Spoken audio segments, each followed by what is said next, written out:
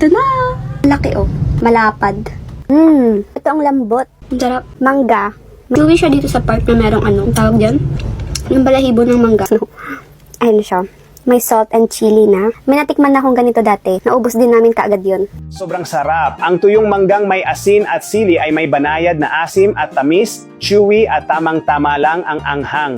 Natikman ko na ito at hindi ko na napigilan ang sarili ko. Talagang nakakagigil ang sarap. Ang snack na ito ang pinakahinahanap ngayon. May mahigit 50,000 benta kada linggo. Ang espesyal pa dito, gawa ito mula sa mga piling mangga ng sariling bansa natin, maingat na pinroseso para mapanatili ang natural na lasa at mataas na sustansya. Isa itong perfect na merienda para sa mga bata, matatanda, at kahit sa lolo't lola, rated 5 bituin pagdating sa kalidad at kaligtasan sa pagkain. Promo, ngayon, 50% discount, buy 5, get 5. Free shipping para sa unang 199 na customers ngayong araw.